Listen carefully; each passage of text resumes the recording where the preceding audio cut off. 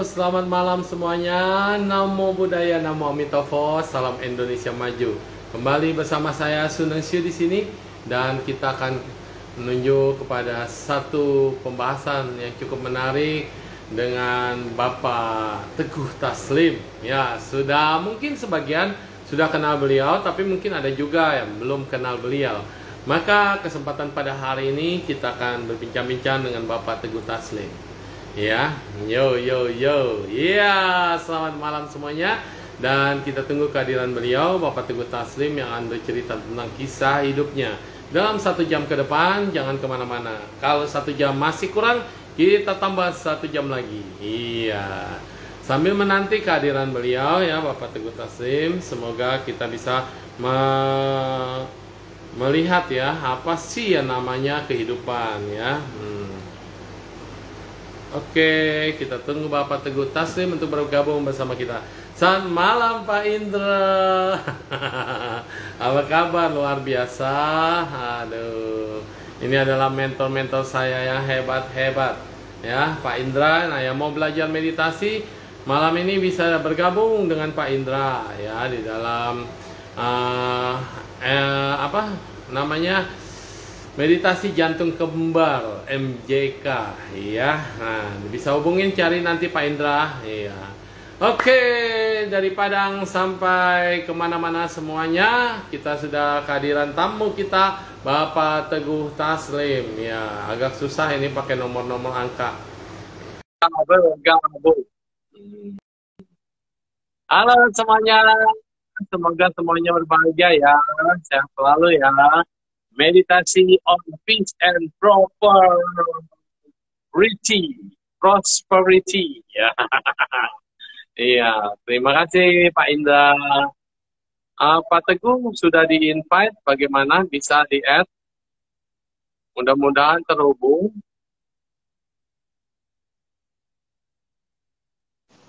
Yes, akhirnya. Terbalik Om, terbalik Pak, bukan Zoom. Oke. Vertikal. Yes. Kalau Zoom kita memang miring. Iya, kalau ini kita nggak vertikal ya. Sebentar. Yes, bersama saya seorang hebat yang kita dengarkan dulu ceritanya. Jadi kalau belum dengar ceritanya jangan bilang hebat dulu ya. Nah, jangan kasih pujian di depan, tapi dengarkan dan buktikan dulu apakah sosok yang saya undang hari ini benar-benar hebat. Bagaimana ini? Udah pas belum ini ukurannya? Kok ada saya Pak di belakang Pak? Patung Milevok. Oh iya. Di belakang ada saya. Betul. Wah, senang.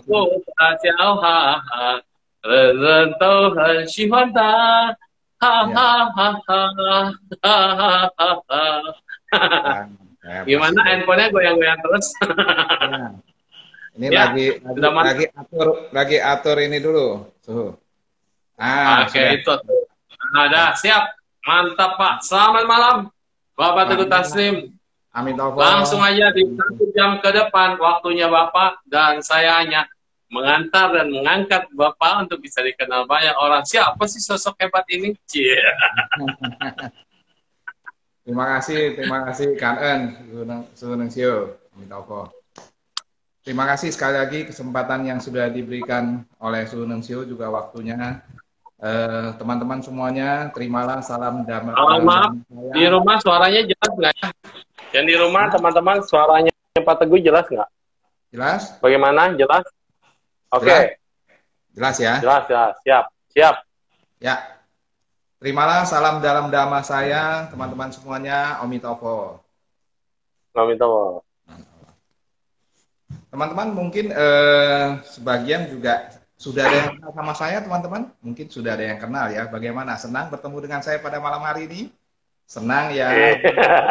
Terima kasih untuk senyumannya, juga senyuman subuh. Walaupun saya lihat ada yang setengah ikhlas senyumnya. Emang kelihatan. Sahabat-sahabatku, banyak orang yang bertanya kepada saya, Pak Teguh, kenapa Bapak begitu struggle ya, begitu kuat menghadapi kehidupan Bapak yang boleh dibilang ombaknya sangat tinggi, kadang-kadang menerjang sampai saya sendiri kadang-kadang berasa sangat tidak kuat untuk menahan ombak yang datang. Tapi karena saya belajar Buddha Dhamma, juga mengerti tentang Buddha Dhamma, juga belajar banyak dari guru-guru kita, dari para biku, para biksu. Wah, apalagi saya lihat Su Nungsio luar biasa, ya kan? Yang selalu tersenyum luar biasa, dalam keadaan apapun, selalu tersenyum. Saya jadi tambah kuat. Banyak orang yang bertanya, Pak Teguh, saat ini kondisi corona begini, usaha-usaha Bapak lagi bagus atau tidak, Pak? Sebenarnya usaha-usaha saya saat ini lagi amsyong semuanya, lagi terjun bebas. Nah, karena hotel-hotel saya tidak ada penghuni, pabrik saya di Cungkok tutup, juga usaha komputer saya selama 4 bulan kemarin PSBB juga sempat tutup ya di Mangga 2 itu kan. Di Cungkok tutup? Tutup. Di Cungkok juga tutup? Bukannya udah bagus di Cungkok? Oh. Kemarin sudah 1 tahun, sudah nggak kuat kami itu. Karena usaha saya ini kan di bidang komputer, saya bikin bukan part utamanya, saya hanya bikin power bank, mouse dan keyboard. Jadi itu hanya sekunder, hanya waktu itu bahan baku yang harus kita beli terus, sedangkan juga biaya karyawan yang harus dibayar sudah nombok puluhan M, udah nggak kuat waktu itu. Jadi kita betul. Jadi sahabat-sahabatku, sedikit saya akan bercerita seperti yang Su Nungsio katakan, saya akan bercerita tentang kisah riwayat hidup saya mungkin ya. Sahabat-sahabatku, saya Teguh Taslim dilahirkan di kota di Sumatera Selatan. Kotanya namanya kota Palembang ya, sahabat-sahabat. Kota Pempek. Kota Palembang ini dibelah oleh satu sungai, namanya Sungai Musi. Jadi ada dibelah 2 bagian hulu sama bagian hilir. Kakek saya adalah seorang penguasa di bagian hulu itu. Jadi kalau zamannya Belanda kapiten. Dulu, kapiten dia. Jadi punya anak papa saya itu bisa bersekolah di Belanda sampai menyelesaikan pendidikannya. Sahabat-sahabatku, kehidupan saya waktu lahir baik-baik saja, tapi ketika berumur 4 tahun, tiba-tiba kehidupan saya langsung berbalik. Seperti bola dunia itu langsung dari paling atas jatuh ke bagian yang paling bawah, 180 derajat, sahabat-sahabatku. Yang tadinya kehidupan kami baik-baik saja, kehidupannya cukup mewah, tiba-tiba ketika papa saya sedang mandi di kamar mandi, papa saya terpleset waktu itu. Jatuh. Dan mengalami stroke selama 18 tahun.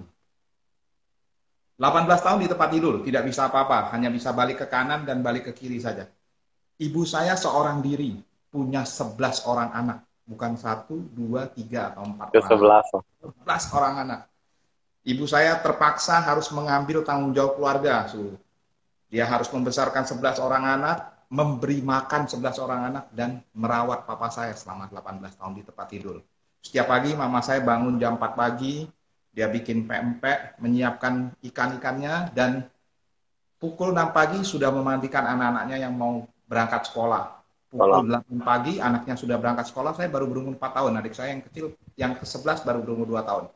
Jadi koko saya yang paling besar baru kelas 1 SMA waktu itu. Kelas 1 SMA, kelas 3 SMP, kelas 2 SMP, sampai saya yang ke-10. Saya nomor 10, 4 tahun.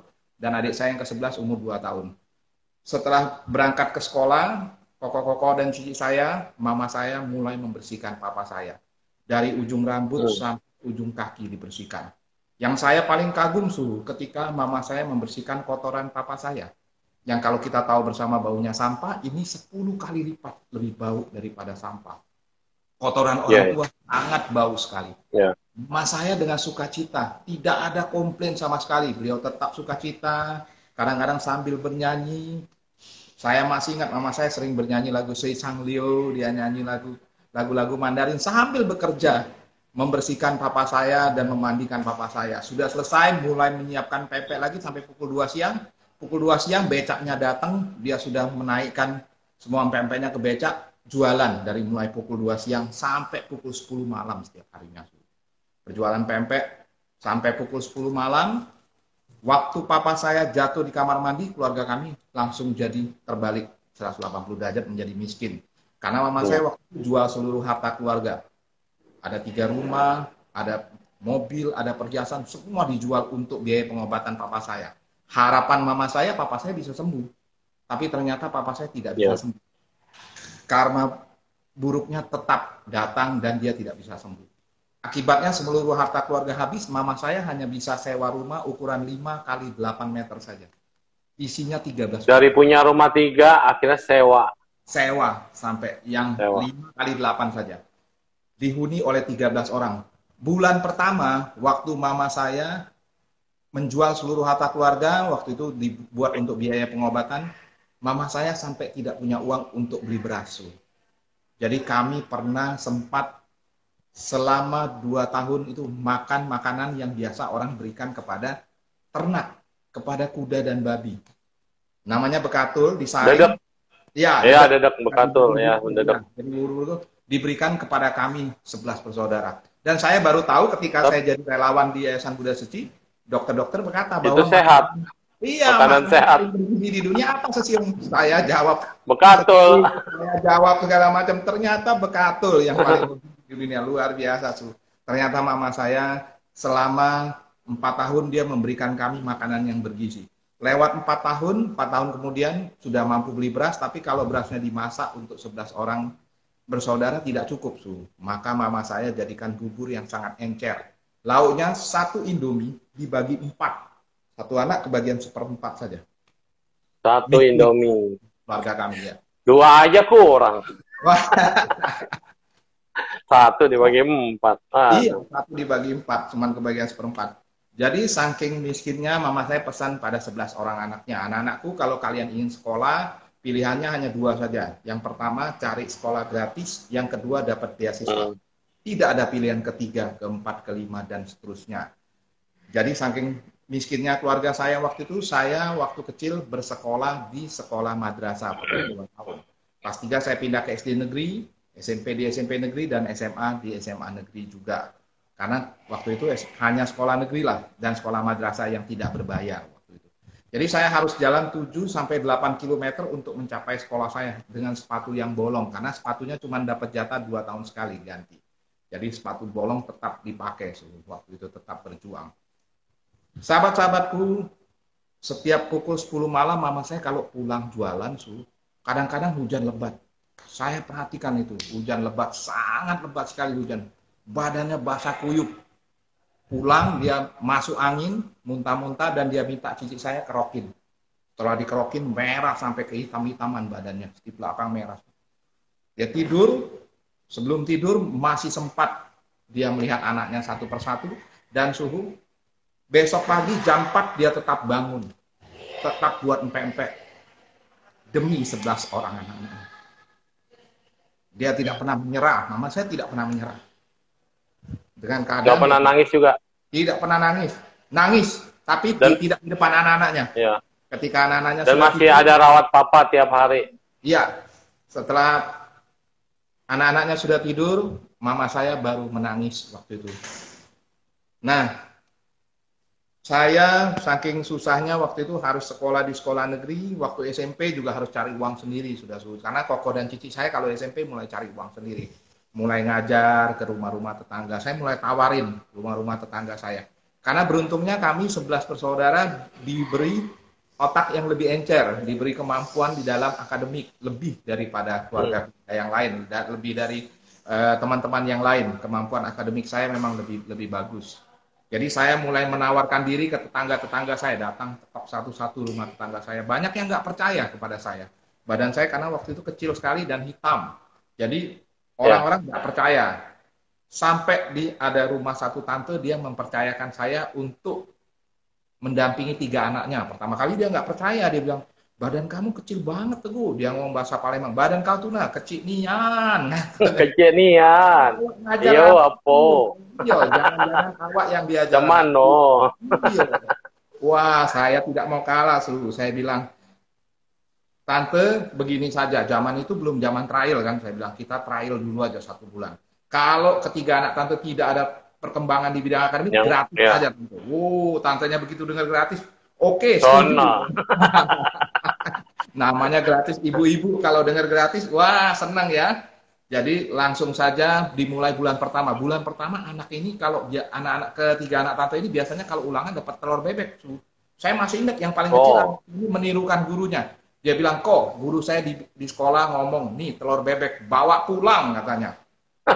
Iya, goreng. Jadi kasih telur makan. asin Iya. nanti. Begitu didampingi saya belajar berubah menjadi 8, 9, dan 10 nilainya. Tapi mamanya nggak perhatiin Wow. karena ngurusin anaknya. Tapi begitu 1 bulan kurang 3 hari, gratisnya sudah mau habis, dia tahu. Wah, dia cekin buku anaknya satu persatu. Mulai dia lihat, dia kaget. Hah? Kok bisa? Biasa ulangan dapat telur bebek, sekarang dapat 8, 9, dan 10. Dia panggil saya. Teguh, sini. Anak aku Nina, katanya. Kau unjuk makan apa anak aku? Kasih makan apa anak saya? Saya bilang, tidak kasih apa-apa. Iya, kenapa bisa? Kasih telur asin. Kenapa bisa berubah cepat nian, katanya. Dari nilai telok bisa menjadi 9 dan 10. Saya bilang, Tante, sebenarnya ketiga anak Tante ini sudah pintar. Tapi karena tidak ada yang mendampingi mereka belajar, mereka pulang sekolah, tasnya dilempar. Tidak pernah belajar. Tidak pernah ada yang diingat. Bagaimana bisa dapat nilai kalau nggak nol, saya bilang begitu. Ya kan? Jadi, 1 tahun saya mendampingi ketiga anak Tante ini, kalau terima rapot, biasanya ketiga anak Tante ini juara 1 dari belakang. Tapi didampingi saya berubah tiga-tiganya menjadi juara 3. Wah, mamanya kaget. Saya mimpi nggak, katanya. Akibatnya Suhu, sepanjang perjalanan dari sekolah menuju ke rumah, tante tersebut menggosipkan saya kepada semua orang. Dia bertemu dengan dia bertemu dengan ibu-ibu yang lainnya. Dia bilang, Cik, sini Cik. Kau kenal gak budak kecil? Kalau Palembang nama panggil anak itu budak ya. Budak kecil yang namanya si Teguh itu, katanya. Yang mana yang namanya Teguh? Itulah yang rumahnya di Gang Danau, katanya. Rumah saya itu letaknya di Gang Danau, paling ujung, kecil sendiri, jelek sendiri. Namanya Gang Danau. Kalau hujan seperti danau, banjir. Oh, bukan ada danaunya. Itulah di Gang Danau tinggalnya, iya. Rumahnya kerak dewek. Kerak dewek itu jelek sendiri, paling kerak sendiri, jelek sendiri. Oh, yang kecil-kecil hitam itu, iya, saya tahu. Kenapa? Budak itu kenapa? Oh, budak itu pinter nih, Ci. Ngapa pinter? Anak aku, kok les sama dia, katanya 3 orang. Tadinya juara 1 dari belakang, 1 tahun didampingi dia, jadi juara 3. Juara 3. Tante yang dengar ini banyak orang Palembang nih yang melihat kita nih. Ada Lili Tanwil, ada Danal, ada Aling. Orang Palembang ngumpul nih, Yan. Salam, mau tak dengar Palembang. Jadi, tuh tante ini bilang kepada teman-temannya yang lain, teman-temannya kaget. Wah, kok bisa, Cik? Katanya, kalau gitu aku nak cari budak itu, be, katanya. Sejak saat itu, sahabat-sahabat Damang, sejak saat itu, saya menjadi buronan ibu-ibu. Wah, ibu-ibu dimanapun. Untung belum ada istilah brondong. Tidak boleh menolak. Dulu benar-benar. Dari Senin sampai Minggu jadwal saya penuh, kasih les. Tapi sesibuk-sibuknya saya, setiap hari Minggu saya tetap berbagi di wihara saya. Saya dulu selalu mengajar di sekolah minggu di wihara saya, Suhu.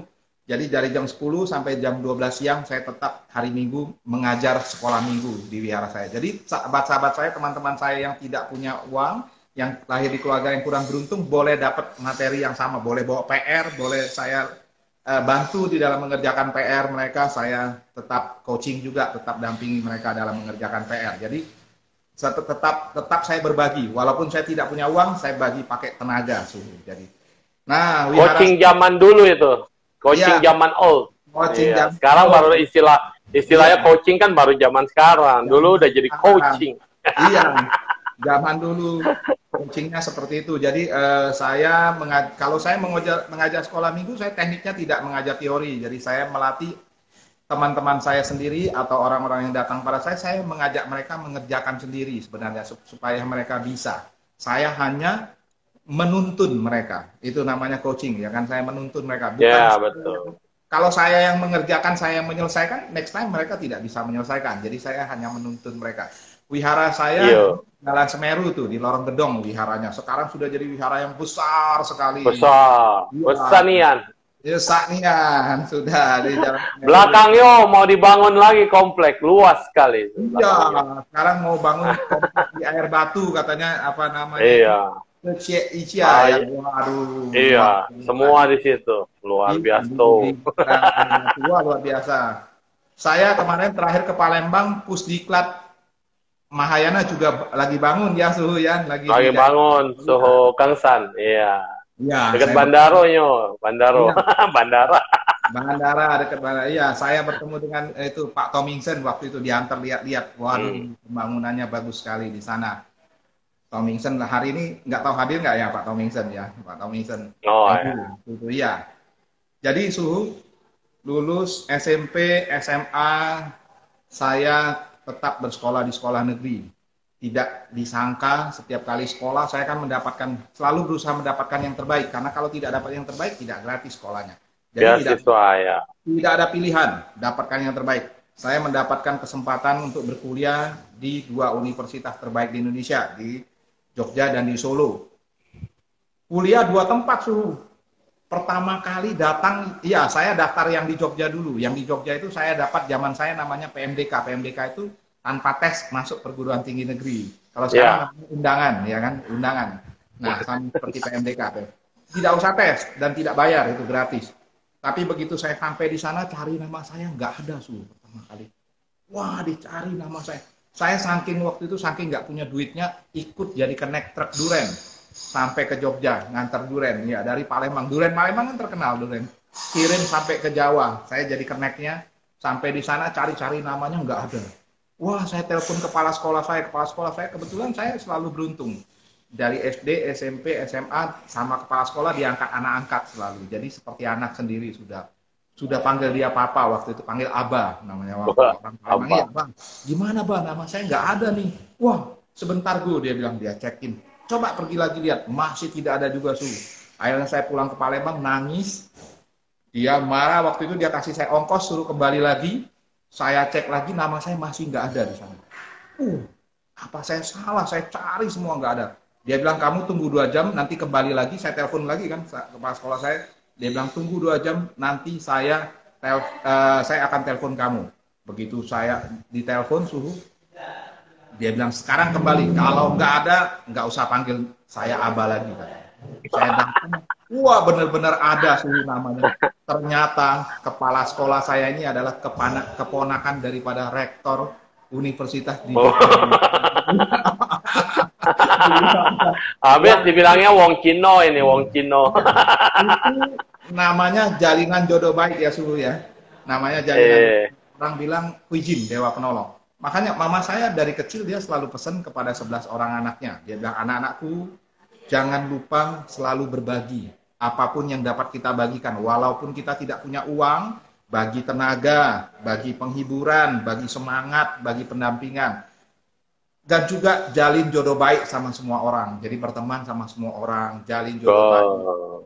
Yenfen. Nanti kata mama saya suatu hari kita tidak pernah tahu orang-orang ini akan jadi kuijin di dalam kehidupan kita. Jadi betul. Benar Suhu. Kepala sekolah saya adalah kuijin. Wah, saya sampai ternyata saya tetap diterima di universitas. Masuk di Universitas di Jogja, saya ikut lagi si Penmaru di Solo. Akhirnya diterima di Solo. Solo dan Jogja ya. Kira-kira berapa jam? 2 jam ya? 2 jam kira-kira. 2 jam perjalanan tuh. Jaraknya 67 kilo. Iya, ngatur jam kuliahnya gimana? Nah, itu saya kuliah pagi di Jogja, kuliah siang dari mulai jam 12 sampai sore kuliah di Solo. Ada mata pelajaran yang nggak diambil, tapi saya ambil semester pendek nanti. Kalau liburan saya ambil di semester pendek untuk tutup. Orang-orang libur, pas liburan, saya tidak libur, saya tetap ambil semester pendek, tetap menyelesaikan. Dan saya masih kerja lagi, masih kerja di BCA. Iya, jadi tenaga honorer. Iya, jadi tenaga honorer. Kerjanya mulai dari jam 6 sore sampai jam 1 malam. Kerjanya mengirim data. Ngirim data. Ternyata BCA malam-malam ada yang kerja ya. Zaman dulu. Tuh, Lili Tanwir lulusan BCO tuh, BCA. Iya. Karyawan BCA dia. Iya, zaman dulu BCA kayak nggak seperti sekarang online semua ya kan, dulu namanya sentralisasi. Jadi data-data tunggu klop semuanya baru dikirim jam 12, jam 1 tunggu semuanya selesai gitu baru dikirim. Pagi kuliah, siang lanjut kuliah, jam 6 lanjut kerja sampai jam 1 malam. Jam 1 malam. Gimana kerjain tugasnya? Iya. sambil di tempat kerja lah suhu, sambil kerja ngirim data bisa jalan sendiri otomatis kita bikin tugas gitu ya. Jadi tidurnya di mobil, tambah perjalanan Jogja dan Solo. Jogja dan Solo tambah tidur lagi. Itu istirahat. Pertama kali suhu saya berangkat dari Solo menuju ke Jogja. Waktu itu disarankan oleh toko saya dan teman-teman cari bus yang paling cepat. Satu ada busnya sering dipanggil namanya busnya setan. Bus setan. Jalannya cepet sekali, 1 jam. Perjalanan Jogja dan Solo 2 jam jadi 1 jam. Yang hijau-hijau itu ya? Yang hijau-hijau? Ya, bukan ya? Biru dan merah busnya. Oh, biru merah ya. Nah, soalnya yang hijau juga tukang ngebut setan jalanan. Aku pernah kecelakaan. Tapi itu tidak ada di Jogja kalau nggak. Oh iya, nggak ada ya. Jadi dari Surabaya menuju ke Solo, menuju ke Jogja. 1 jam. Lampu merah di ngebut lah. Kalau macet dia lawan arah, kayak anak-anak sekarang tren lawan arah. Iya. Yang punya bus petinggi, jadi nggak ada yang berani nyetop. Nggak ada yang berani prit. Iya. Pertama kali naik bus ini suhu, mata saya tutup takut waktu itu. Wah, gemeter, tangan kakinya dingin semua. Karena supirnya nggak nginjek rem, yang nginjek cuma gas doang. Kakinya yang satu digantung sengaja nggak nginjek rem, sengaja kakinya dilipat. Iya, dia tidak nginjek rem. Wah, begitu sampai saya takut nggak bisa tidur sampai di Jogja. Begitu sampai turun, saya cari rogo-rogo kantong saya mau bayar. Dompet saya udah nggak ada. Mental. Nggak ada ya, supirnya ketawa. Mbak bilang saya, Dek, cah anyar ya, Dek ya, anak baru ya katanya. Iya Pak, saya bilang, kok tahu? Duitmu itu sudah diselamatkan orang, Dek, katanya. Dia dicopet orang, dia bilang gitu. Dicopet. Iya, jadi dia bilang, Dek, esuk duitnya ojo lebokno nang kantong, jangan taruh di kantong katanya uangnya. Jadi saya bilang, taruh di mana? Taruh di kaos kaki. Ngisor gue lo, sekil katanya. Oh, sekil. Nah, di sekil itu ada kaos kaki, masuk no kono. Kaos kaki masukkan dalam nih. Nah, kalau tidak ngisor lah ya. Kaki kiwa, lebokno nang tengen sisan katanya, tak taruh kaki kiri. Walah ini. Ya, wong Palembang bisa ngomong Jawa. Ya lo mau kuliahnya Solo. Solo Jogja. 3,5 tahun suhu berjuang meneteskan darah dan air mata saya sampai darah. Iya. Badannya kurus kering, berjuang mati-matian. Tidak disangka saya dapat menjadi lulusan yang terbaik. Cum laude. Iya. Cum laut. Tidak disangka juga saya dapat tiket untuk mendapatkan beasiswa ke Amerika. Luar biasa. Untuk dapat tiket ini. Itu dari yang mana nih? Dari universitas Jogja. Yang mana? Dari Jogja. Jogja. Terus di Jogja ngambil apa, Pak Teguh? Ngambil komputer, Saya ngambil matematika komputer waktu itu. MIPA. Kalau di Solo? Ambil di Solo? Accounting. Oh, jadi ekonomi juga, komputer juga, pinter. Untuk dapat beasiswa ini nggak gitu gampang juga sebenarnya. Nama saya sudah ditentukan. Karena saya menjadi yang terbaik 1 waktu itu, tapi karena yang membiayain waktu itu Kementerian Riset dan Teknologi lihat saya seorang Buddhis, wah tenggelam ini katanya. Iya. Wah, nama saya langsung dicoret Nama saya sempat 4 kali, 4 kali tidak direkomendasikan. Akhirnya karena itu tetap milik saya waktu itu, Menteri berkunjung ke universitas kami dan akhirnya disentil oleh rektor saya, akhirnya tanpa syarat saya berangkat ke luar negeri. Wah, kangen banget waktu itu. Wong kepala sekolahnya sopo iki dulu. Ponakannya rektor. Dibela mati-mati. Itu namanya kuijin namanya. Kuijin. Kebaikan tidak pernah akan sia-sia. Ya, jadi makanya sahabat-sahabatku, sahabat-sahabat Dhamma dimanapun Anda berada, jalinlah jodoh baik dengan siapapun juga, dengan semua orang. Ya, tidak pernah kita tahu orang-orang yang kita jalin jodoh baik ini suatu hari menjadi orang yang berpengaruh atau menjadi penting. Iya, orang-orang ini yang menolong kita suatu hari. Siapapun orang ini, mau dia OB, mau siapapun, mau tukang becak, jalin jodoh baik. Tidak pernah tahu kita, suatu hari orang-orang inilah yang akan menolong kita. Kita tidak pernah tahu. Hidup ini seperti roda, berputar. Pasti suatu Keluar hari air mata ini. butuh pertolongan langsung. Sampai di Amerika suhu pertama kali terbang. Nggak pernah terbang pakai pesawat, terbang jauh, ya kan? Zaman dulu pesawat masih pakai baling-baling, suhu. Belum ada jet. Jadi kalau terbang di bawah awan, begitu pertama kali iya. Duh, jatuh. Turbulensi. Jantung saya pernah itu di Papua. Waktu di Papua naik kapal baling kecil. Aduh, kayak naik roller coaster. Roller coaster. Waduh, saya takutnya minta ampun. Mau tidur nggak bisa tidur. Balik kanan salah, ke kiri salah juga.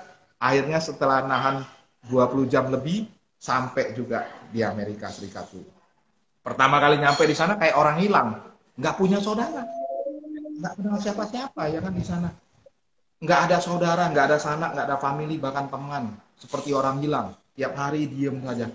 Ternyata saya baru tahu suhu jatah uang saku saya ternyata hanya cukup untuk jatah 1 bulan hanya cukup untuk 2 minggu saja. Terpaksa di bulan pertama saya puasa. Saya makan 1 hari 1 kali, 1 day 1 meal. Atasila. Iya. Atasila. Makan 1 hari. Iya. Sambil nahan lapar. Kalau saya sih atasi lapar. Di bulan pertama sambil nahan rasa lapar suhu, mama saya telepon dari Palembang. Telepon nanya saya, halo Teguh, apa kabar? Kata mama saya. Coba mau jawab gimana sahabat-sahabatku? Jawab saya lapar, mama saya nangis nanti, ya kan? Jawab saya baik-baik saja, tapi perutnya lapar kenyataannya. Jadi mau jawab gimana gitu yang benarnya. Akhirnya saya jawab yang baik-baik saja. Saya tetap menyenangkan mama saya. Saya bilang, baik mah, kata mama saya, gimana makannya di sana? Enak nggak? Enak, saya bilang. Begitu teleponnya ditutup, saya lari ke kamar mandi suhu. Masuk kamar mandi, saya tutup pintu kamar, saya teriak sekeras-kerasnya. Nangis, tidak tahu mengadu kepada siapapun. Tidak punya sanak, keluarga, teman, family, tidak ada semua. Nangis, teriak-teriak, hanya berdoa kepada Sang Tiratana waktu itu. Berdoa. Kebetulan dari kecil, keluarga kami paling dekat dengan Bodhisattva Avalokitesvara, kepada Dewi Kuan Im. Jadi saya doa kepada Dewi Kuan Im waktu itu. Memohon kepada Dewi Kuan Im. Berapa kali saya ditolong oleh Dewi Kuan Im? Sering sekali. Karena kelas 6 SD waktu itu saya pernah kena tipes. 3 bulan saya kena tipes, sembuh, besoknya sudah ujian terakhir. Atau zaman kita disebutnya Eptanas, ya kan? Eptanas ya. Zaman sekarang namanya UN. Jadi waktu sembuh, malamnya saya berdoa kepada Bodhisattva Kuan Im, Avalokitesvara. Saya berdoa waktu itu, mohon diberikan kekuatan, keberanian menyelesaikan soal-soal. Saya tidak mohon soalnya dipermudah, karena tidak mungkin jadi mudah, ya kan? Saya mohon diri saya diberikan kekuatan dan keberanian. Ya. Betul saja, Su. Soalnya saya lalap semuanya, selesai. Padahal 3 bulan saya di rumah. Pakai sambal nggak? Iya. Jadi sudah pernah ditolong. Jadi saya waktu di sana saya memohon kepada Bodhisattva Avalokitesvara kembali. Saya berdoa. Betul saja Su, doa saya nggak lama langsung dijawab. Bulan pertama saya nahan rasa lapar. Bulan kedua kerja menjadi pelayan di McDonald. Jadi waiter. Di bulan ketiga teman sebelah kamar saya dari Jepang, namanya Suhiro. Dia datang, dia ketok kamar saya, dia bilang, bro, bisa bikin program nggak? Coding, bisa. Oh bisa, sedikit bisa coding. Dia bawa laptopnya, laptop zaman dulu kayak gajah, gede banget. Iya, tebel. Ini coba tes bikin, coba, dia bilang, zaman dulu. Saya coba bikin satu program kecil, dia lihat, wih, boleh juga orang Indonesia ngelakuin ini. Besok ikut saya ya, katanya. Kemana? Saya bilang, ikut aja. Saya kan kerja, pulang kerja dia ikut saya nih. Oke. Akhirnya pulang kerja saya ikut dia, saya dibawa kepada seorang paman bernama Watanabe. Watanabe ini adalah Jepang ya. Teman saya Suhiro juga Jepang. Ternyata teman saya ini namanya Suhiro Watanabe. Ini adalah Suhiro. Ya, Suhiro. Saya dengarnya Suhiro. Suhiro orang Jawa. Suhiro Watanabe. Suhiro Watanabe. Suhiro. Ya. Ini pamannya, pamannya dia Watanabe yang di Amerika ini pamannya dia. Dia bilang, paman, ini teman saya. Coba tes dulu katanya. Kata pamannya, dari mana kok? Katanya, dari Indonesia. Aduh, orang Indonesia stupid katanya. Wah, Saya pusing. Otaknya didengkul. Saya nggak ngerti bahasa Jepang, tapi begitu dengan stupid saya kan ngerti. Waduh, aman ngejek banget nih, kurang asem nih. Dia kasih saya komputer dengan setengah hati terpaksa, dia kasih saya komputer. Coba deh tes deh katanya. Saya bikin program yang dua program yang sederhana saya bikin, saya coding. Dia begitu lihat, wih, boleh juga orang Indonesia satu ini katanya. Dia panggil saya, Rok, temen lu boleh juga, berat juga katanya temen lu. Besok datang lagi ya kerja ya, datang lagi ke sini ya. Saya bilang, ngapain paman ke sini? Kerja lah. Masa saya suruh kamu main ke sini katanya. Akhirnya saya kerja di sana, kerja 2 jam 1 hari, 5 hari seminggu, kerja paruh waktu. Dapat income sudah ribuan US dollar waktu itu sudah dibayar. Di Amerika tenaga orang dihargai, apalagi pakai skill. Kalau pakai skill tuh tambah dihargai. Ya. Tinggi dihargai. Sangat dihargai sekali. Dan waktu itu saya dapat penghasilan 50% penghasilan saya pakai 50% lagi saya kirimkan. Buat mama. Pertama kali. Mama mau bingung lah kau. Ini kau uang dari mana? Nyolong yo. Masih pakai pos dan giro, ya kan? Mama saya pergi kantor pos masih pakai wesel zaman dulu namanya wesel. Wesel yo. Belum ada bank zaman dulu, banknya enggak. Belum ada. Iya, maksudnya banknya tidak bisa leluasa kirim uang dari luar negeri, pakai wesel. Begitu mama saya terima wesel, dia dari kantor pos cari wartel langsung telepon saya. Dia bilang, Teguh, duitnya mama sudah terima. Mama saya sambil nangis berkata, Teguh, kalau uangnya kamu tidak cukup pakai di sana, tidak usah kirim mama. Di sini sudah ada cici dan koko kamu yang bantu mama. Luar biasa seorang ibu. Dia bahkan tidak mengharapkan uang dari anaknya. Dia malah mendoakan saya, mama doain. Supaya kamu studinya selesai dengan baik, studinya lulus yang terbaik, dan dapat kerjaan yang baik juga. Benar aja, orang tua luar biasa. Tidak mengharap uang dari anaknya, malah mendoakan anaknya. Luar biasa sekali. Benar aja, waktu kelulusan saya tetap menjadi yang terbaik lulusnya. Jadi saya masuk 5 besar waktu itu, Universitas apa tuh ngomong dulu dong. Universitas apa? Universitas apa di Amerika? Nah, pokoknya di Amerika lah, ya kan kita ceritain. Ya, teman-teman. Sebentar saya mengambil tisu dulu ya. Aku juga nih ngetes. Universitas ternama kan di Amerika ya? Universitas ternama. Yang susah.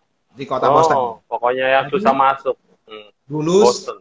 Lulus saya akhirnya langsung turun dari panggung dilirik oleh perusahaan-perusahaan besar di Amerika, ditawarin komputer lagi, kasih company profile masing-masing seluruh perusahaan company profile. Saya langsung pilih satu perusahaan paling besar di dunia waktu itu. Sudah saya tunggu-tunggu IBM di situ. Iya. Tiga huruf. Bukan. Tiga huruf kan? Ya, Microsoft. Wow. Waktu itu Microsoft udah ada dulu ya, zaman itu ya? Sudah. Microsoft ada tahun 78 ya kalau nggak salah Microsoft. Oh ya, 78. Saya lulus 93 saya lulus. Itu S2 saya. Jadi ditawarin, langsung saya terima pekerjaannya. Langsung saya kan ada ikatan dinas juga dengan pemerintah, sudah selesai ikatan dinasnya sambil kuliah sambil ikatan dinas. Sudah selesai, langsung saya bekerja di perusahaan itu. 4 tahun saya bekerja. 2 tahun ditugaskan di Redmond, pusat pengembangan Microsoft terbesar di dunia. Kemudian saya dipromosikan memegang di New York, pusat pemasaran Microsoft. Ya. Mama saya. Jadi otaknya komputer Pentium ya, udah zaman Pentium dulu, belum kan? Belum. Belum, masih yang lama banget jadul. Zamannya ET masih 286. ET, ya, pakai disket. Kalau buka dos lama banget. Iya, bukanya lama, nunggu loading. Masih pakai disket yang 3/4 in sama yang 5,5 in. Iya. Mama saya kalau nengokin saya komplain mau transit ke beberapa negara dulu kan, baru bisa terbang ke sana. Kata mama saya, Teguh, aku Nina. kalau nak nyingokin awak, amonian katanya. Sampai hingga ngaku rasanya nak copot katanya. Iya, iya. Di pesawatnya. Amonian. Pacak dak kau cari gawe itu, parahlah dikit. Kata bisa nggak cari dikit? Katanya, waduh. Mama saya bilang begitu. Suhu saya bilang sama mama saya, mak, mama bantu doa lu. Saya bilang ya kan kalau mama bantu doa pasti akan terkabul doa ini. Mama saya bilang, oke, mulai malam ini saya doa sama Mak Kuan Im.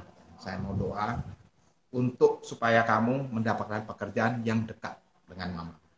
Bener Suhu. Doa orang tua, kata orang kalau seperti rasa itu garam, asin doanya. Tajab, mujarab doanya, ya kan? Tidak perlu lama-lama, sankeyek saja, 3 bulan saja. 3 bulan. 3 bulan, langsung saya diterima di satu perusahaan di Singapura.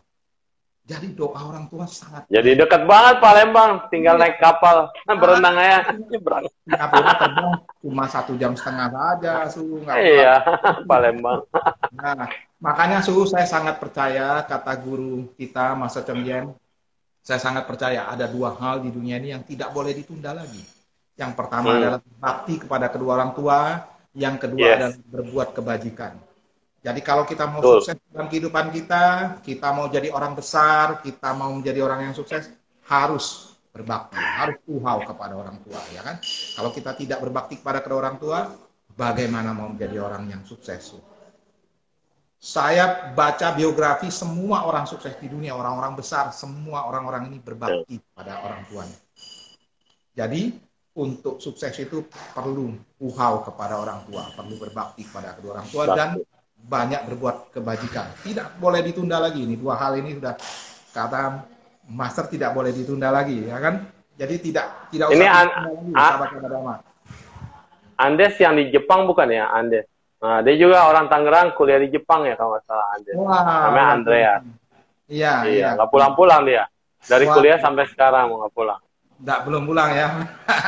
Kehidupan di Jepang sangat bagus memang ya, ya. Di Jepang orang-orangnya tertib, saya berapa kali ke sana sangat suka sekali. Jadi bekerja 4 tahun di Singapura, tahun 2000 saya pulang ke Indonesia. Waktu itu gaji saya sudah lumayan, sudah bagus, hidupnya udah settle.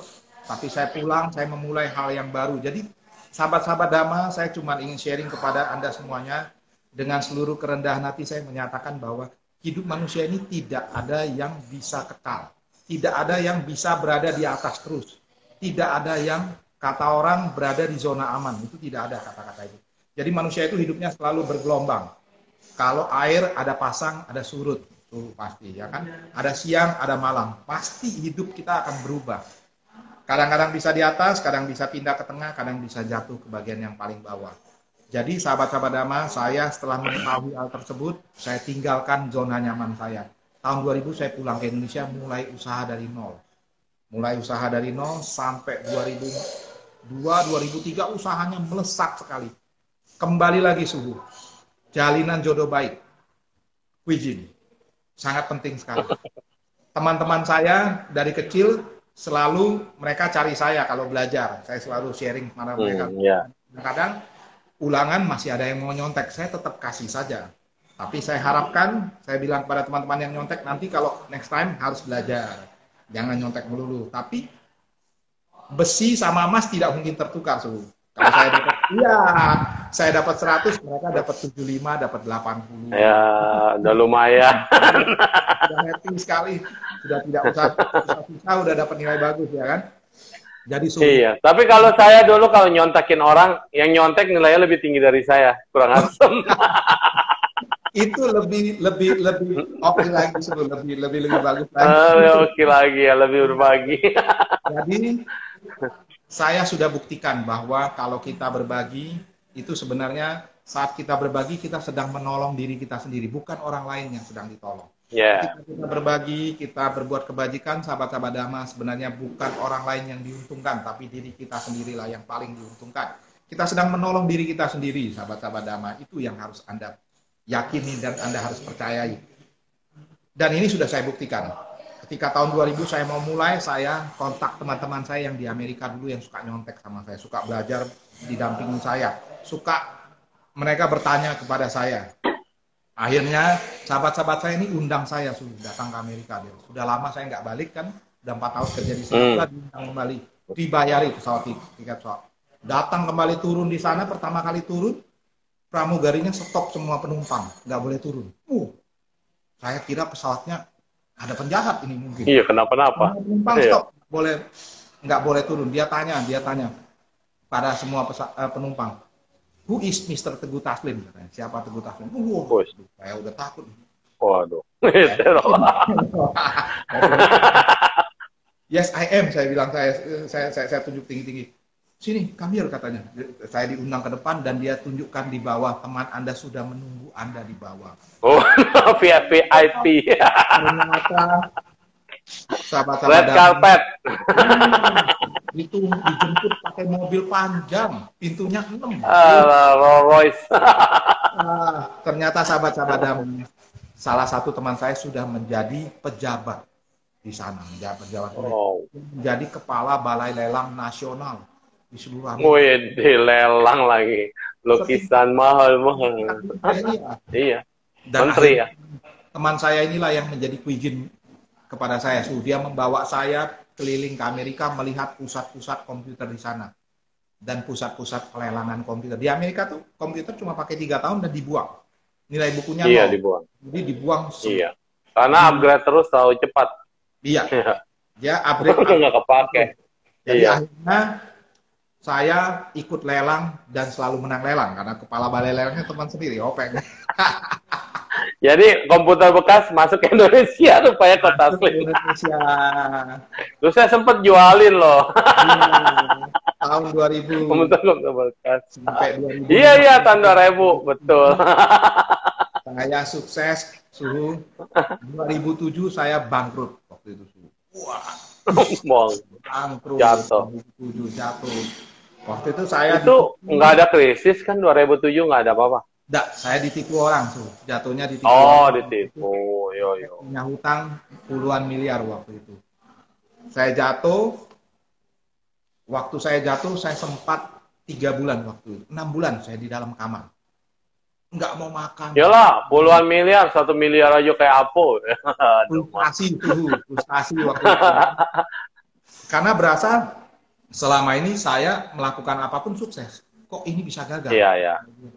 Iya, saya lancar. Juga waktu itu komplain kepada alam semesta, kepada Yang Maha Kuasa. Saya komplain kepada Why do you love me?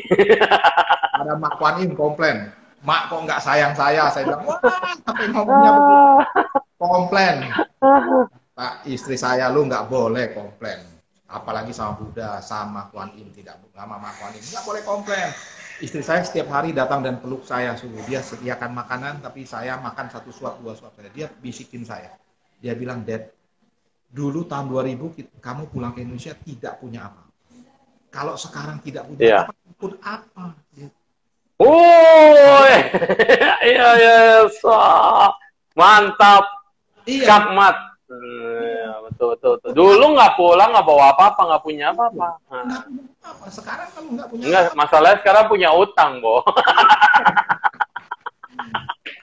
Tapi menurut dia semua bisa dimulai. Wah, dari situ juga ada seorang sahabat saya datang mengunjungi saya, dia mengajarkan saya agar lebih dekat lagi dengan Buddha Dhamma waktu itu, dengan agama saya. Akhirnya saya lebih dekat dengan Buddha Dhamma, saya belajar Dhamma, saya kembali lagi percaya, dan saya memohon kembali kepada Kuan Im agar saya diberikan kekuatan dan keberanian untuk bisa menyelesaikan.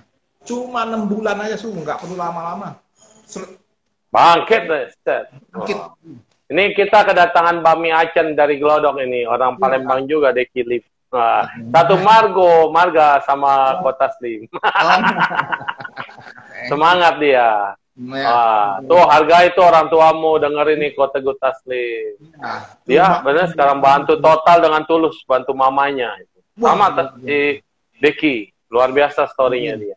Luar biasa ya. Berubah dia sekarang. Ya, ayo lanjut. Iya, kalau kita berbakti kepada kedua orang tua, melakukan yang terbaik buat orang tua, pasti rezeki tidak akan pernah surut ya, Surya. Oh, dengar Deki. Itu sudah saya buktikan sendiri, sahabat-sahabat Dhamma. Jadi sahabat-sahabat Macam mana? 6 bulan bagaimana orang tanya kok saya bisa sukses? Saya akhirnya belajar dhamma suhu. Saya kemudian mengontak sahabat-sahabat saya. Begitu dikontak semua orang kirim saya barang dan memberikan saya barang. Terus saya berangkat lagi ke Amerika, saya kontak teman saya bilang, "Lu kenapa ngomong sekarang baru?" Bawa sampai di sana saya dikasih modal,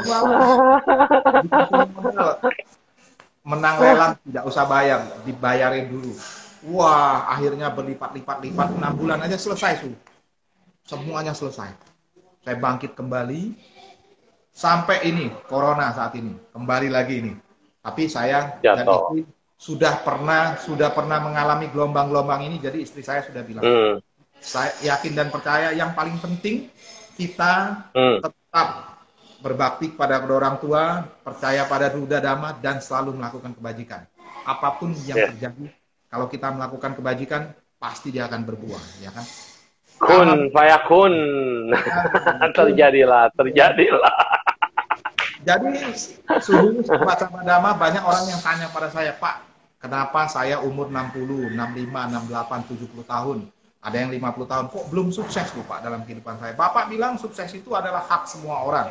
Dan semua orang dilahirkan di dunia ini sebenarnya harus menjadi sukses dan jadi pemenang. Saya bilang benar. Kenapa saya belum sukses? Ada 4 alasannya, kenapa orang belum sukses dalam kehidupannya. Ini kita sharing sedikit ya. Kenapa orang belum sukses dalam kehidupannya? Yang pertama, orang ini masih memiliki sugesti negatif di dalam pikiran bawah sadarnya. Jadi masih punya negativitas, tidak disiplin. Kerjaan-kerjaan ntar aja dah, besok aja selesaikannya, tarsok, akhirnya tidak selesai, menunda-nunda pekerjaan. Akhirnya jadi kebiasaan dan tidak bisa sukses. Yang kedua nih paling penting, belum berbakti kepada kedua orang tua.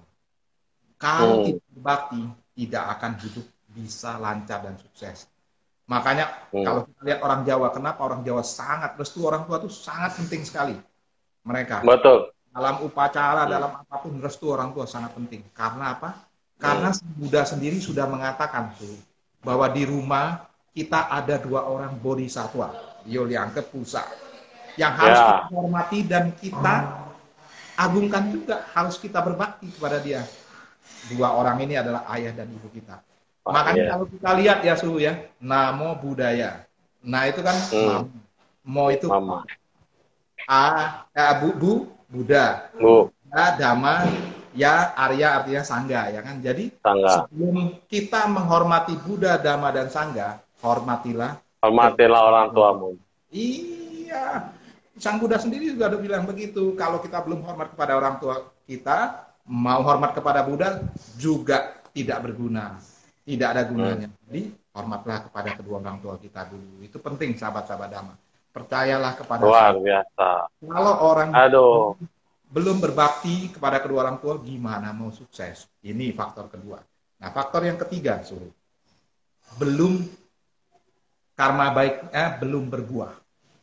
Nah, bagaimana supaya karma baik kita lebih cepat berbuah? Berbuat banyak kebajikan. Harus lebih banyak lagi berbuat kebajikan.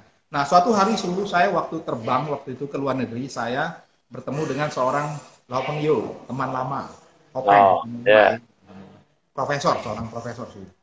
Dia mau terbang ke London, kami naik SQ, sama-sama transit di Singapura, satu pesawat duduk sebelah-sebelahan, saya sama sekeluarga. Wah. Bisa bertemu begitu tanpa diundang, tanpa perjanjian ya. Itu namanya Yen Pen, jodoh ya. Jodoh Yen Pen. Panggil teman saya profesor, Prof, apa kabar Prof? Wih, Pak Teguh baik katanya. Nah, profesor ini terkenal dia adalah pembaca garis tangan terbaik di Indonesia. Wow. Baca garis tangan terkenal. Sekarang sudah pindah ke Inggris, London, dipanggil oleh kerajaan Inggris untuk mengajar di sana. Dipanggil oleh keluarga kerajaan karena baca keluarga kerajaan benar semua. Ratu, Queen dibaca benar. Wah, udah nggak boleh kemana-mana. Ratu sudah dipegang tangannya waktu profesor. Bisa ditembak kalau yang benar, kalau bukan jadi dia orang biasa. Inggris ke London mengajar salah satu universitas nomor 1 di sana ternama. Dia jadi dosen katanya. Wah, saya kepo juga, namanya orang Indonesia kan orang hebat ini baca garis tangan. Nanya dong, Prof, tanya, Prof. Sebenarnya benar nggak, Prof? Manusia di dunia ini dari lahir, besar sampai tua meninggal, ditulis nggak di garis tangan ini skenario-nya? Saya tanya. Katanya benar, Pak Teguh. Mau saya bacain, Pak? Mau saya bacain garisnya? Nggak usah lah. Malu ada istri di sebelah kan nanti kata. Kebaca dong nanti dong ya, ya jelek-jelek. Nggak mau lah, nggak mau. Kata profesor teman saya ini. Saya kembali kepo, tanya profesor. Prof, sebenarnya garis tangan manusia, nasib manusia ini Miacuy bisa berubah nggak, Prof? Saya tanya. Dia jawab, bisa Pak Teguh. Jadi kalau Pak Teguh perhatiin garis tangan kita yang kecil dan tipis itu dalam hitungan bulan bisa berubah. Tapi kalau yang bisa hilang, bisa nambah. Panjang, itu perlu waktu tahunan bahkan puluhan tahun untuk berubah. Tebalan panjang ya. Orang Indonesia kan suruh kita kepo lagi tanya. Prof, gimana Prof cara robah garis tangan ini ya kan? Mau tahu kita cara merubahnya gimana? Hanya 2 cara Pak Teguh. Hanya 2 cara merubah garis tangan manusia. Wah, dengan semangat saya dengarin. Gimana Prof cara? Cara yang pertama adalah banyak berbuat karma baik, dan yang kedua banyak berbuat karma buruk. Kalau banyak berbuat karma baik, garis-garis ditutup dengan garis-garis rezeki. Tapi kalau berbuat banyak karma buruk, garis-garis keberuntungan ditutup dengan garis-garis kesialan, ketidakberuntungan, dan malapetaka bencana. Jadi pilihannya di tangan kita. Jadi sahabat-sahabat Dhamma, Anda yang join pada malam hari ini, dimanapun Anda, saya hanya ingin mengingatkan Anda semua bersama guru kita, Su Neng Siu, saya hanya mengingatkan Anda semua bahwa... Coba dibaca Pak Teguh.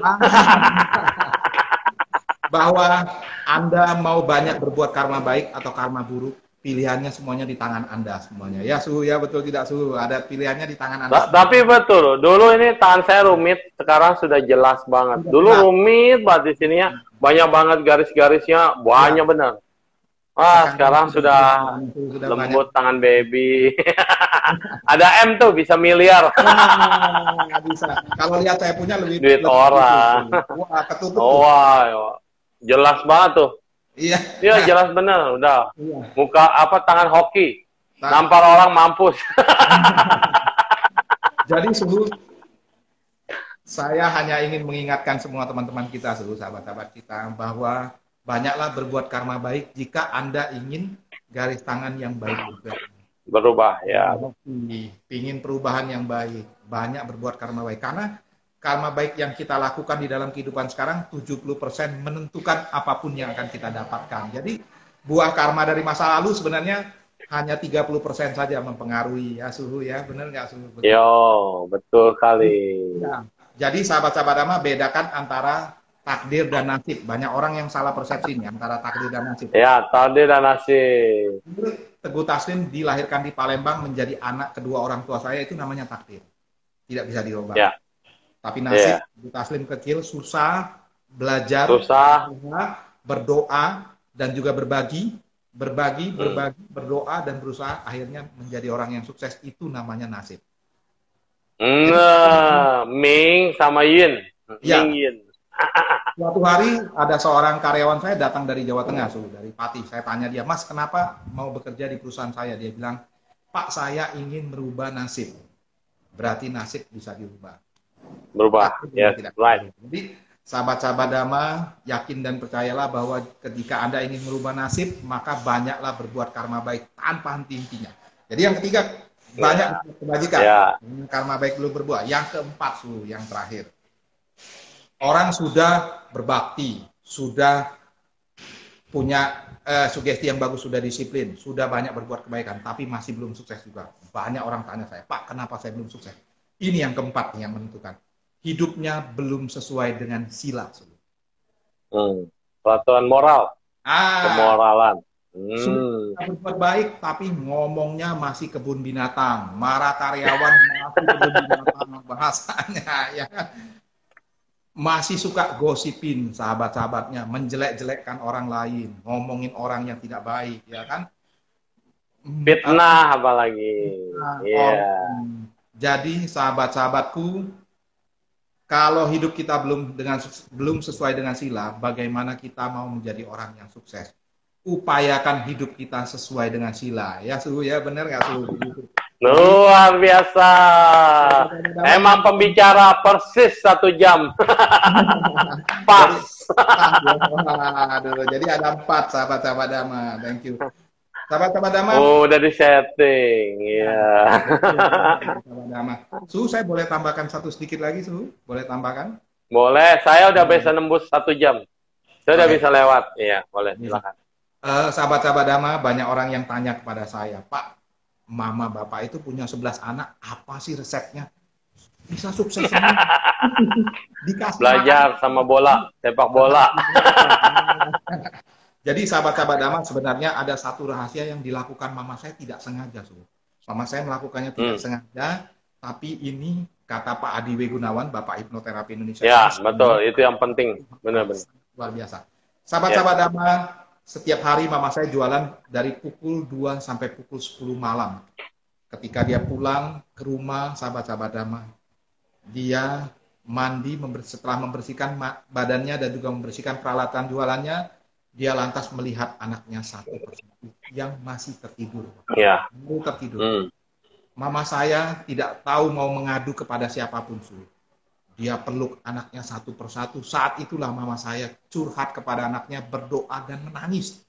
Mama saya teriak histeris. Dia berdoa, dia teriak yang Maha Kuasa. Waktu dia doa, dia teriak, dia panggil Tuhan. Tuhan, katanya, saya anaknya tapi nggak bangun kan? Tidak bangun. Karena sudah baru tidur. Walaupun kita bangun, tapi kita nggak berani melek. Karena takut mama sedang nangis. Kasian juga mama nangis lagi. Mama lagi doa. Lagi-lagi dengar, Su. Tapi kita tetap diam aja. Diam, dengarkan mama doa. Mama waktu perlu sahabat-sahabat Dhamma. Tolong ini didengarkan sahabat-sahabat Dhamma. Konsentrasi, fokus. Karena ini sangat mahal. Biasa saya diundang oleh perusahaan-perusahaan besar untuk membocorkan rahasia ini. Tapi malam ini saya bocorkan sahabat Dhamma. Jadi sahabat-sahabat Dhamma, mama saya sambil memeluk anaknya satu persatu, dia teriak. Histeris. Teriak sungguh. Dia berdoa kepada 11 anak-anaknya, doanya seperti ini, sahabat-sahabat Dhamma. Dia memanggil nama Tuhan. Tuhan, saya tidak berdoa apa-apa, saya tidak minta apa-apa untuk diri saya sendiri. Tapi saya berdoa untuk 11 orang anak-anak saya. Semoga anak-anak saya pertama menjadi anak yang jujur, pandai, sukses, dan kalau sudah sukses, jangan lupa berbagi. Doa ini diulang-ulang oleh mama saya selama 18 tahun, tidak pernah absen satu malam. Dan doa-doa inilah yang menjadikan kami 11 bersaudara menjadi orang-orang yang kuat dan tangguh menghadapi semua cobaan, menghadapi semua gelombang. Suatu hari ketika saya 7 tahun yang lalu sudah menjadi relawan di Yayasan Buddha Suci, saya cerita dengan seorang sahabat saya yang merupakan ahli hipnoterapi. Dia berkata pada saya, Sesiung, sebenarnya Mama Sesiung adalah orang yang... Saya bilang, kenapa Sesiung bisa bilang begitu? Karena secara tidak sengaja sebenarnya Mama Sesiung sudah mentransferkan energi. Masukkan alam bawah sadar. Metafisika yang sudah dikirimkan kepada 11 orang anak-anaknya, dan itu sampai mati bisa hilang.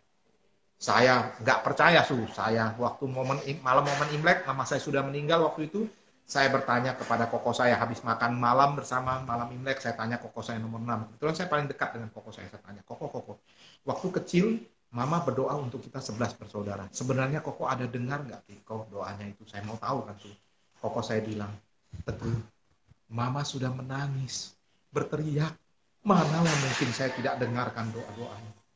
Walaupun kadang-kadang saya berada di tidur yang belum lelap, menuju ke tidur yang lelap, tapi saya dengan jelas mendengarkan doa-doa yang dilantunkan oleh mama, yaitu tentang jujur, pandai, sukses, dan berbagi.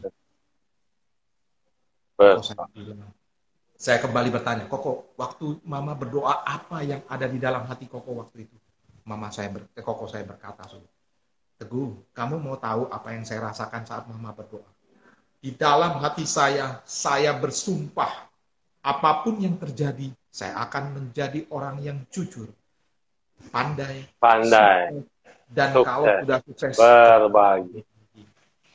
Teguh, doa ini kan mama ulang-ulang selama 18 tahun, manalah mungkin saya lupa. Dan saat ini ketika saya sedang sharing dengan kamu, saya masih merasakan seakan-akan mama datang dan memeluk saya. Sedang teriak di telinga saya, berdoa tentang doa tersebut. Jadi sahabat-sahabat Dhamma, apa yang dirasakan koko saya sama dengan yang saya rasakan saat itu. Saya saat ini merasakan seakan-akan mama saya datang dan meluk saya. Dia sedang berteriak. Di telinga saya masih jelas yang 4 doa yang digantung, yaitu tentang jujur, pandai, sukses, dan berbagi. Tepuk tangan sahabat-sahabat Dhamma buat Anda. Berbagi atau berbakti kok? Berbagi kan? Berbagi, sharing ya, sharing. Sharing. Berbakti udah harus itu, berbakti udah kunci pertama. Iya. Berbakti jadi, udah. Apa yang didoakan mama saya ini selama 18 tahun sudah secara tidak sengaja sudah tertanam di dalam pikiran bawah sadar kami. Kata ahli hipnoterapi sahabat saya, sebenarnya mama saya secara tidak sengaja melakukan 5 hal waktu dia berdoa. Hal yang pertama adalah dia berdoa saat kami relaksasi. Waktu itu kami sudah mau tidur saat relax banget ya, betul. Gelombang beta ya, tidur. Yang kedua adalah repetisi. Mama saya ulang-ulang selama 18 tahun. Oh, pengulangan, ya. Seperti iklan. Iklan itu kalau diulang-ulang kita dengar iklan sampai hari ini, masuk ke alam bawah sadar. Sampai hari ini kita kalau mau beli air minum dalam kemasan ke Indomaret, padahal air minumnya yang diberikan mineral atau merek lain. Iya. Nah, berapa bulan lalu pompa air saya rusak. Kata istri saya, "Pak, sanyonya rusak," katanya. Padahal iya, sanyo. Pompa air saya udah merek Tiongkok. Jadi sahabat-sahabat Dhamma, repetisi, pengulangan. Yang ketiga pengulangan. Yang ketiga adalah belief, kepercayaan atau otoritas. Otoritas. Bagi kami, mama saya adalah seorang Dewi Kuan Yin. Karena dia sudah membesarkan 11 orang anaknya, mencari makan untuk 11 anaknya, dan merawat papa saya 18 tahun di tempat tidur. Buat kami dia adalah seorang Dewi. Jadi apapun yang dia katakan, kita percaya. Seperti layaknya seorang jenderal memerintahkan anak buahnya tembak orang. Anak buahnya, ya. Karena otoritasnya jelas. Coba kalau kita perintahkan tembak nggak ditembak, ya kan? Jadi otoritasnya jelas. Nah, otoritas. Yang keempat adalah fokus. Jadi sebelum tidur itu kita saat itu sedang fokus. Coba perhatiin, kalau kita ada nyamuk di kuping kita, kalau kita kita langsung begini, fokus kan. Pikiran kita fokus. Saat fokus, masuk gelombang metafisika, masuk langsung tertanam di dalam pikiran bawah sadar. Jadi fokus. Yang keempat. Nah, yang terakhir, yang paling penting ini adalah emosi. Emosi. Iya, saat mama saya menangis, dia berteriak. Dia menangis, ya. Itu emosi. Kita yang dengarnya juga emosi. Jadi manusia itu sebenarnya bisa dikendalikan oleh 2 emosi, emosi bahagia dan emosi sedih. Makanya orang kalau bahagia, Anda mendapatkan lotre 500 juta. Wah, mana nih? Wah. Suruh ke bank, langsung transfer uang. Anak Anda sedang jatuh di sekolah, transfer uang sekian untuk operasi. Kita sedih kan? Langsung. Jadi manusia dimainkan ditipu lah dengan 2. Sukses ditipu oleh 2 itu. Iya. Emosi yaitu bahagia dan juga sedih. Jadi mama saya secara tidak sengaja dia melakukan 5 hal saat itu. Relaksasi, repetisi, fokus, belief, fokus, dan yang terakhir emosi. Secara tidak sengaja. Katanya dari 5 ini 3 aja sebenarnya sudah luar biasa. Ini 5-5-nya secara tidak sengaja dilakukan. Makanya sangat luar biasa gelombang. Relaksasi, repetisi, terus kemudian belief, fokus, dan terakhir adalah emosi. Ngomong emosinya harus pakai emosi. Jadi sahabat-sahabat Dhamma, jika Anda ingin anak-anak Anda sukses mulai malam hari ini, anak-anaknya dibisikin di telinga sebelah kanan, karena sebelah kanan ini aksesnya langsung ke pikiran bawah sadar. Jadi ayo, untung yang sebelah kanan saya hidup. Yang sebelah kiri udah mati. Jadi ini langsung ke mana? Langsung ke telinga kanan langsung. Ke pikiran bawah sadar. Oh, untung ini masih hidup. Jadi, Pak, kalau untuk diri sendiri gimana, Pak? Masa mau bisikin sendiri? Nggak mungkin kan, memang. Nah, iya. Rekam dulu pakai HP. Bisa didengarkan. Kalau mau pakai suara orang lain juga boleh. Mau pakai skripnya mau pakai apa saja boleh saja. Yang penting singkat, harus singkat, jangan panjang, jangan lebar, singkat, jelas, sederhana, dan juga padat. Singkat, jelas, jelas. Ya, sederhana dan padat. Jadi kalau orang tua zaman sekarang kan doain anaknya panjang kali lebar kali tinggi, akar 2 pangkat 3. Oh, 13 lembar. Nggak masuk, error. Pikiran bawah sadarnya menjadi error dan tidak ada yang direspon. Jadi pendek saja. Nah, ada yang bertanya nih dari Susan Ratna Salim. Ya. Sama nih marganya, Margalim. Oh, boleh. Bolehkah bertanya, Pak Teguh, pernahkah berpikir negatif pada saat ditipu? Kan tadi udah ngomong puluhan miliar tuh ya. Setelah kejadian itu, gimana hubungan dengan orang tersebut? Itu dia. Oh, iya. Kebetulan yang menipu saya di tahun 2017. Kalau yang sekarang di tahun 2020 ini saya sebenarnya juga kena tipu juga. Tapi itu sahabat dekat malah. Dia salah satu vendor saya, orang China. Dan saya dengar malah dia sudah meninggal karena COVID di sana. Di China. Nah, ditagih ntar di sana lagi, di Liam Gohong. Jadi salah satu sebenarnya kita harus punya pikiran positif saja. Bahwa ketika kita ditipu orang, disakiti orang, diberi orang penderitaan, sebenarnya kita sedang membayar hutang karma kita. Itu pikiran positifnya. Kalau kita tidak bayar dalam kehidupan sekarang, maka kehidupan yang akan datang harus bayar juga. Jadi memang kita harus bayar di kehidupan ini, itu kita harus berpikiran positif. Nah, ketika kita membayar hutang karma kita, sebenarnya kita sedang mengikis karma buruk kita. Ya. Dan makanya itu saya tadi tidak berhenti berkata bahwa ada 2 hal di dunia ini yang wajib dan tidak boleh kita tunda, harus kita kerjakan. Yang pertama adalah berbakti kepada kedua orang tua, yang kedua adalah berbuat kebajikan. Dengan kita banyak berbuat kebajikan, kita lebih kikis, dan tadinya kita harus karma buruknya yang berbuah lebih besar. Bayar nanti di neraka, ya. Yang tadinya kita dapat bencana, contoh saja ya, amit-amit. Ya. Kita mau mendapat kecelakaan, misalnya ditabrak mobil. Karena kita banyak berbuat hanya diserempet sepeda saja. Betul. Iya, masih mending sepeda. Iya. Nah, jangan diserempet bajai. Iya. Atau mungkin mobil kita saja yang kena gitu ya kan, yang diserempet. Jadi karma baik itu sangat membantu kita sebagai dewa penolong kita di dalam kehidupan kita, sahabat-sahabat Dhamma. Hal ini sudah saya buktikan di dalam kehidupan saya oleh, nah saya tambah sedikit 3 menit ya Suhu, ada cerita seorang wanita. Boleh. Nah, yang saya akan sampaikan kepada sahabat-sahabat Dhamma membuktikan bahwa karma buruk itu memang harus dibayar di dalam kehidupan sekarang. Tidak boleh tidak dibayar. Kalau tidak dibayar, maka akan ditagihkan di kehidupan yang akan datang. Tetap akan ditagihkan. Jadi sahabat-sahabat Dhamma, ini adalah kisah seorang wanita. Dikisahkan seorang wanita merupakan anak ke-13 dari 20 orang bersaudara. Banyak sekali 20 orang. Ya. 20? 11 aja udah. Dari 20 orang bersaudara, anak laki-lakinya cuma 6. Jadi yang 14 anak perempuan semua. Cuma 6. Zaman dulu orang nggak happy kalau punya anak perempuan. Katanya sepun, rugi kalau punya anak perempuan. Tidak menguntungkan. Maka 14 anak perempuan dari keluarga ini diberikan kepada orang. Alias diangkat oleh orang. Semua diberikan. Ada juga yang suka sakit-sakitan, maka diberikan kepada orang. 14-14-nya diberikan. Wanita ini diangkat oleh seorang janda. Mengangkat 2 orang anak perempuan. 1 wanita ini dan adik perempuannya dari keluarga lain. Nah, angkat 2 jadi. Dia dan adik perempuannya. 2 perempuan diangkat. Beruntungnya adik perempuannya ini dari keluarga lain ini sangat disayang oleh janda tersebut. Dimanja, disayang, dicintai.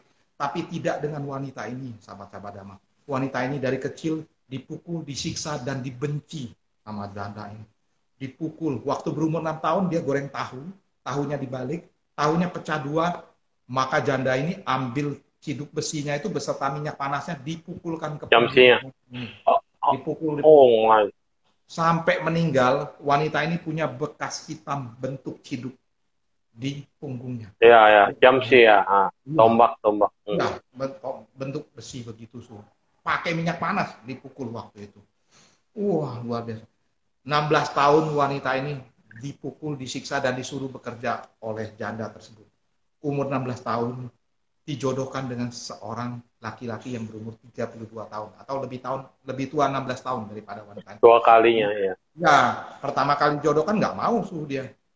Mana mau saya dijodohkan sama bandu tua katanya ya kan. Manalah saya mau. Tapi setelah dia pikir-pikir kembali, dia pikir-pikir, oh mungkin ini adalah jalan keluar. Dia keluar dari penderitaan ini, ya kan? Dia buru-buru pergi menemui mamanya dan dia berkata, mama, saya setuju dengan perjodohan ini. Maka menikahlah wanita ini dengan laki-laki yang berumur 32 tahun atau 16 tahun lebih tua daripada wanita ini, sahabat-sahabatku. Dan benar, sahabat-sahabatku. Laki-laki ini adalah seorang laki-laki yang sangat sabar, baik hati, dan sangat mencintai serta menyayangi wanita ini. Tetapi karma buruk wanita ini belum berakhir, masih berbuah. Kedua mertua wanita ini, alias kedua orang tua suami daripada wanita ini, tidak menyukai wanita ini, wanita ini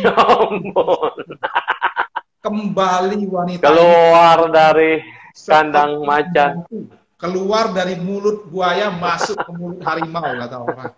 Keluar dari mulut harimau masuk ke mulut buaya, kembali dijadikan seperti pembantu. Lebih parah lagi, dia harus setiap hari dia harus mencuci pakaian untuk 3 keluarga. Keluarga dia sendiri, keluarga cici suaminya, dan keluarga adik suaminya, dan kedua mertuanya. Masak 3 keluarga dan juga kedua mertuanya. Dan juga harus ngepel rumah yang panjangnya 128 meter di diperos 2 kali sehari. Dan setiap hari wanita ini hanya dikasih makan kerak nasi saja. Wanita ini menjadi kurus dan kering. Menjadi kurus, menderita, tidak tanggung-tanggung menderitanya 26 tahun, disiksa oleh kedua mertuanya. Yang tadi 16 tahun di rumah sama mamanya, 26 tahun sama mertua. Wah, lebih panjang 10 tahun lagi sama mertua. Di tahun ke-25 mertua laki-lakinya meninggal. Tahun ke-26 mertua perempuannya meninggal. Merdeka. Harta dari mertuanya dibagi 3 karena suaminya 3 saudara, dia dapat 1/3, suaminya dapat, dan semua hartanya diberikan kepada wanita ini, di atas namakan wanita ini. Wah, wanita ini bahagia mendadak, jadi orang yang mendadak kaya raya.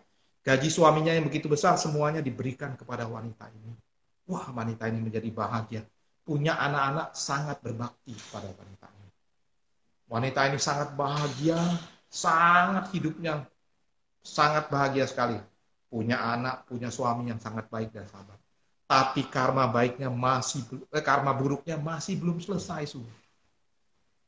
Baru saja 1 tahun wanita ini menikmati kebahagiaannya, dibahagiakan oleh suami dan anak-anaknya. Tiba-tiba suami dari wanita ini yang begitu sabar, begitu mencintai wanita ini dan begitu menyayangi wanita ini, tiba-tiba saat mandi di kamar mandi, suaminya terpleset. Ya itu mamamu lah.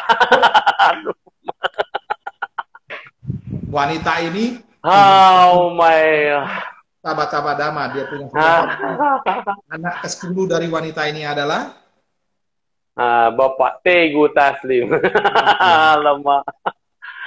Wanita super Wonder Woman, luar biasa. Jadi, Uliang. Sahabat-sahabat Dhamma, mama saya menderita di dalam kehidupannya selama 58 tahun.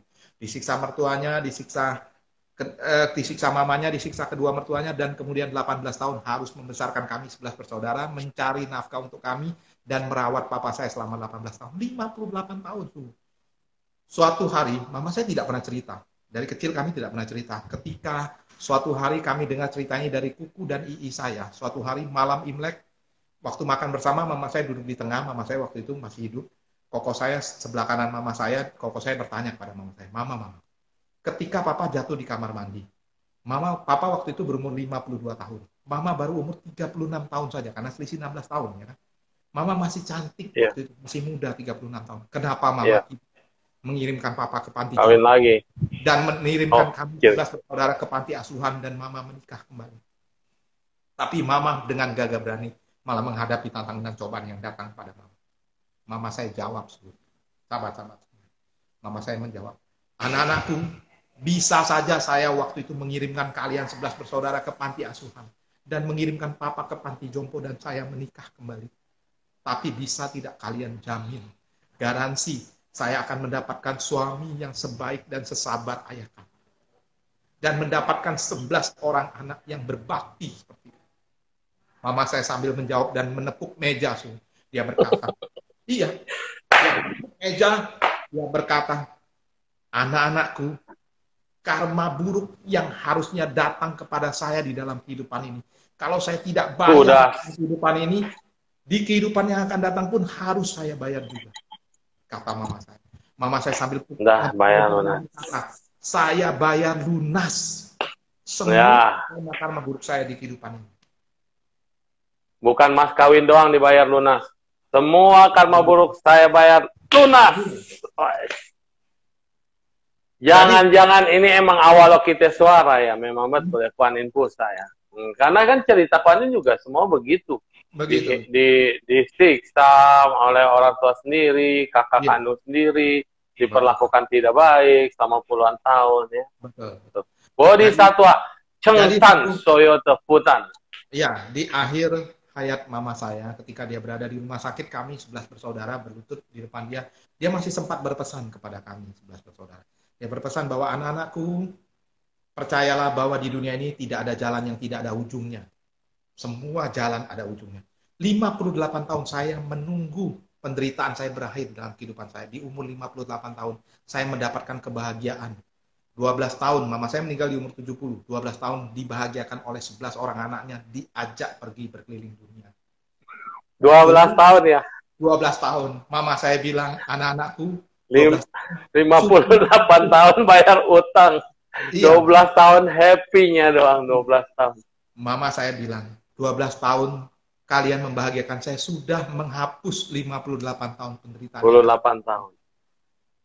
Seandainya ada jalan, kata mama saya, jalan di persimpangan jalan. Jalan ke kanan adalah jalan yang mulus.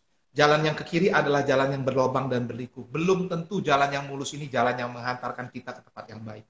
Mungkin saja itu jalan menuju ke jurang. Dan mama saya berkata lagi, anak-anakku, mungkin saja penderitaan yang datang kepada saya harusnya 70 tahun atau 80 tahun.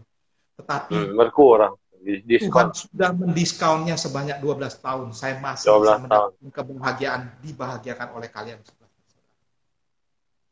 Dan sebelum menghembuskan napas terakhir, beliau masih sempat berteriak. Dia berteriak secara histeris, dia berkata, anak-anakku, keberuntungan terbesar di dalam kehidupan saya adalah memiliki 11 orang yang berbakti.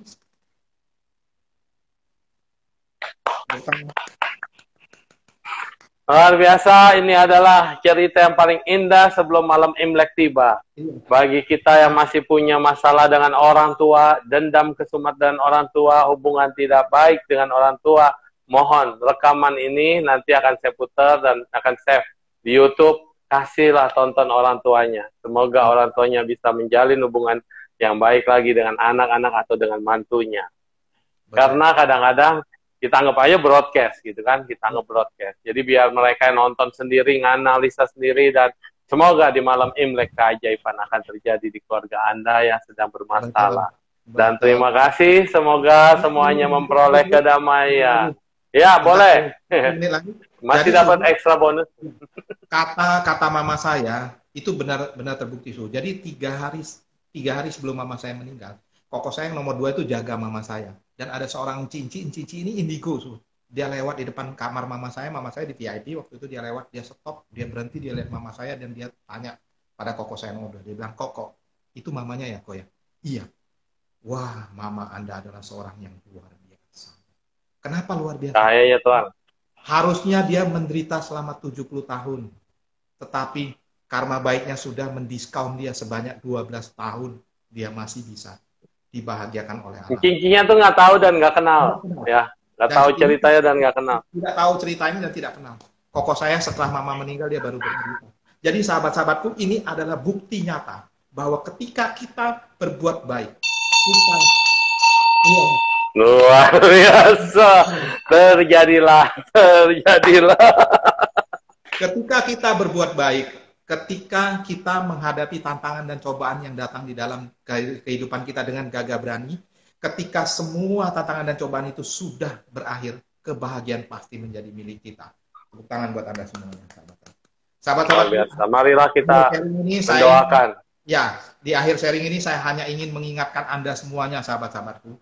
Terakhir statement dari saya bahwa siapapun Anda, lahir di keluarga manapun Anda, apapun kondisi Anda saat ini, Jika ada di antara Anda yang hari ini, atau kemarin, atau besok, atau lusa, sedang menghadapi tantangan dan cobaan dalam kehidupan Anda, atau karma buruk Anda sedang berbuah, atau sedang menghadapi kegalauan, kerisauan, atau apapun itu, baru 1 tahun, 5 tahun, 10 tahun, bahkan 20 tahun, belum apa-apa, sahabat-sahabatku. Karena sudah ada seorang ibu yang di dalam kehidupannya selama 58 tahun beliau menghadapi tantangan dan cobaan dengan gagah berani. Di umur ke-58 tahun beliau mendapatkan kebahagiaan karena dibahagiakan oleh 11 orang anak-anaknya. Sekali lagi sahabat-sahabatku, saya hanya ingin mengingatkan Anda semuanya yang saat ini sedang mendengarkan sharing damai ini. Siapapun Anda, lahir di keluarga manapun Anda, apapun kondisi Anda saat ini, jika ada di antara Anda yang hari ini, atau kemarin, atau besok, sedang menghadapi tantangan dan cobaan dalam kehidupan Anda, atau karma buruk Anda sedang berbuah, atau sedang menghadapi kegalauan, kerisauan, atau apapun itu, baru 1 tahun, 5 tahun, 10 tahun, bahkan 20 tahun, belum apa-apa. Karena sudah ada seorang ibu yang di dalam kehidupannya selama 58 tahun beliau menghadapi tantangan dan cobaan dengan gagah berani. Di umur ke-58 beliau mendapatkan kebahagiaan dari 11 orang anak-anaknya selama 12 tahun. Jadi sahabat-sahabatku, yakin dan percayalah, ketika Anda menghadapi tantangan dan cobaan yang datang kepada Anda, karma buruk Anda sedang berbuah, Anda hadapi, ketika semuanya sudah berakhir, kebahagiaan pasti menjadi milik Anda semuanya. Tepuk tangan. Aduh.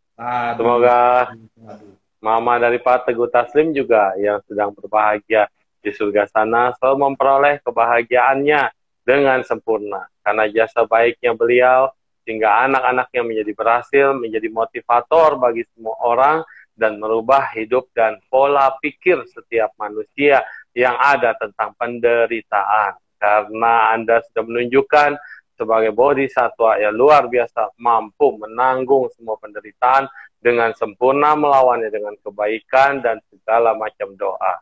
Semoga menjadi inspirasi buat kita semua. Terima kasih.